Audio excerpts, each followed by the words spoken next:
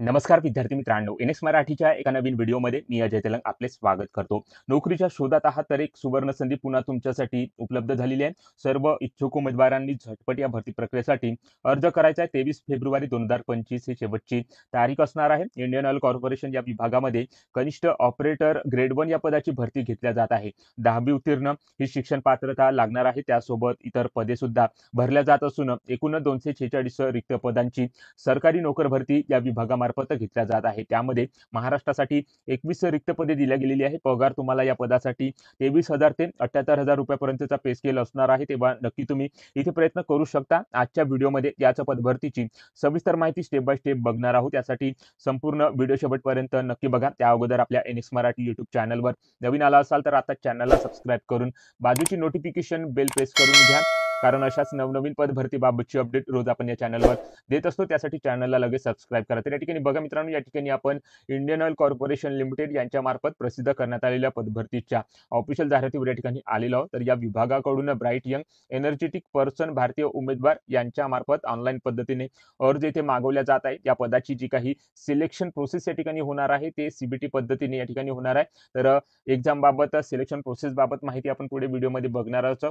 सुरुवातीला या पदासाठी असणारी reservation vacancy, educational qualification, work experience criteria, eligibility criteria याबाबतची सर्व माहिती जाहिरातीमध्ये दिलेली आहे. तर स्टेप बाय स्टेप संपूर्ण माहिती आज आपण या ठिकाणी बघणार आहोत. त्यासाठी व्हिडिओ शेवटपर्यंत बघत राहा, जेणेकरून संपूर्ण पदभरतीची सविस्तर माहिती समजण्यास तुम्हाला कसलीही अडचण या ठिकाणी जाणार नाही. तर या ठिकाणी बघा मित्रांनो, ज्युनियर ऑपरेटर ग्रेड 1 चे पद या विभागाकडून या ठिकाणी भरल्या जात आहे. तर या पदासाठी प्रत्येक राज्यांमध्ये वॅकन्सी निघालेली आहेत. कोणकोणत्या राज्यामध्ये किती वॅकन्सी आहे, कॅटेगरी वाईज किती वॅकन्सी आहे याबाबतची सर्व माहिती तुम्ही जाहिरातीमधून इथे घेऊ शकता. तर आपण या ठिकाणी महाराष्ट्रामध्ये किती वॅकन्सी आहे याबाबतची माहिती बघणार आहोत. तर या ठिकाणी बघा मित्रांनो, या पदासाठी 21 वॅकन्सी महाराष्ट्रामध्ये दिल्या गेलेल्या आहेत. 23,000 ते 78,000 रुपयापर्यंतचा पे स्केल तुम्हाला दिला गेलेला आहे.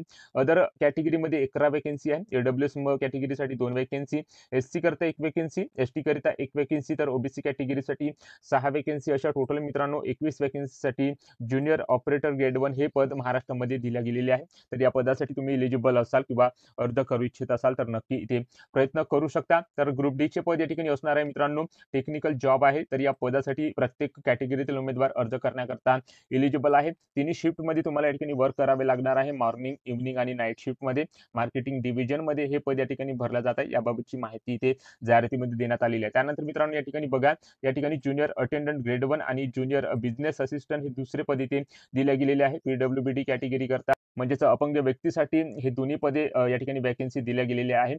बॅकलॉग वॅकन्सी या ठिकाणी असणार आहे मित्रांनो. प्रत्येक रिजनमध्ये या पदाच्या वॅकन्सी निघालेली आहे. बघा प्रत्येक रिजनमध्ये किती वॅकन्सी टोटल दिलेली आहे याबाबतची माहिती जाहिरातीमध्ये दिली गेलेली आहे. ज्युनियर अटेंडंट या पदासाठी 23,000 ते 78,000 रुपयापर्यंतचा पे स्केल आहे. तर ज्युनियर बिझनेस असिस्टंट या पदासाठी 25,000 ते 1,05,000 रुपयापर्यंतचा पे स्केल आहे. तर या ठिकाणी तुम्ही एलिजिबल असाल तर नक्की ते प्रयत्न करू शकता. त्यानंतर मित्रांनो या पदासाठी अर्ज करण्याकरता शिक्षण पात्रता काय लागणार आहे, तर या ठिकाणी बघा, ज्युनियर ऑपरेटर ग्रेड 1 या पदासाठी अर्ज करण्याकरता शिक्षण पात्रता किमान 10वी उत्तीर्ण असणे आवश्यक आहे. आणि दिलेल्या संबंधित ट्रेडमध्ये मित्रांनो 2 वर्षाचा आयटीआयचं सर्टिफिकेट तुमच्याकडे असणे आवश्यक आहे. तर या ठिकाणी बघा मित्रांनो, या ठिकाणी तुमच्याकडे electronics mechanic, instrument mechanic, chemical plant, electrician, machinist, fitter, mechanic cum operator, त्यानंतर wireman, mechanical industrial electronics, information technology and ECM या ट्रेडमध्ये आयटीआय उत्तीर्ण असणे आवश्यक आहे आणि 10वी उत्तीर्ण असणे आवश्यक आहे. तर अशा प्रकारे शिक्षण पात्रता तुमच्याकडे असेल तर तुम्ही ज्युनियर ऑपरेटर ग्रेड 1 या पदासाठी अर्ज इथे सादर करू शकता. आणि एक्सपिरियन्स या ठिकाणी 1 वर्षाचा असणे आवश्यक आहे, तरच तुम्ही या पदासाठी अर्ज करण्याकरता एलिजिबल आहात. त्यानंतर मित्रांनो ज्युनियर अटेंडंट ग्रेड 1 या पदासाठी ही रिक्रुटमेंट होत आहे. दुसरे पद या ठिकाणी भरल्या जाते. तर या पदासाठी अर्ज करण्याकरता शिक्षण पात्रता या ठिकाणी तुमची 12वी असणे आवश्यक आहे. 12वी मध्ये तुम्हाला या ठिकाणी 40% गुण असणे आवश्यक आहे.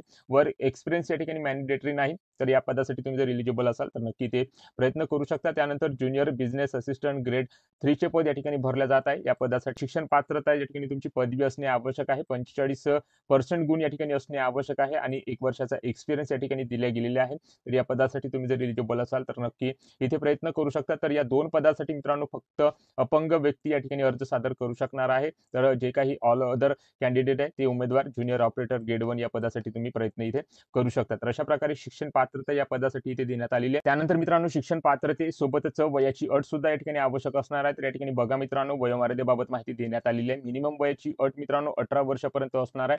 तर मॅक्सिमम वयाची अट मित्रांनो 26 वर्षापर्यंत इथे देण्यात आलेली आहे. तर या दिलेल्या एलिजिबिलिटी क्रायटेरियानुसार तुम्ही जर या पदासाठी पात्र ठरत असाल तर नक्की इथे प्रयत्न करू शकता. त्यानंतर एज रिलॅक्शन इथे काय असणार आहे, तर या ठिकाणी कॅटेगरी वाईज एज रिलॅक्शन लागू असणार आहे. SC/ST करता 5 वर्ष, ओबीसी करता 3 वर्ष, त्यानंतर अपंग व्यक्तीसाठी 10 वर्षाचं एज रिलॅक्शन या ठिकाणी लागू असणार आहे. त्यानंतर या ठिकाणी बघा मित्रांनो काही concession SC/ST, PWBD, ex serviceman या कॅटेगरीतील उमेदवारांकरता असणार आहे. तर जे काही एक्झाम फी या ठिकाणी लागणार आहे ती फी या ठिकाणी एक्झामटेड करण्यात आलेली आहे. त्यानंतर कम्प्युटर बेस्ड टेस्ट एक्झामसाठी, स्किल प्रोफिशियन्सी टेस्टसाठी आणि कम्प्युटर प्रोफिशियन्सी टेस्टसाठी जी काही जाण्यासाठी जी काही फी या ठिकाणी लागत आहे ते 30 किलोमीटरच्या दूर असलेल्या रेल्वे स्टेशनसाठी तुम्हाला तिकीट या ठिकाणी प्रोव्हाइड केल्या जाणार आहे. तर या ठिकाणी मित्रांनो फ्री ऑफ कॉस्ट तिकीट या ठिकाणी रेल्वेची असणार आहे. त्यासाठी सर्व माहिती या जाहिरातीमध्ये या ठिकाणी देण्यात आलेली आहे. तर अशा प्रकारे कन्सेशन या कॅटेगरीतील उमेदवारांना इथे मिळणार आहे. त्यानंतर सिलेक्शन प्रोसेस कशा प्रकारे असणार आहे तर या ठिकाणी बघू शकता मित्रांनो ज्युनियर ऑपरेटर ग्रेड 1 या पदासाठी कम्प्युटर बेस्ड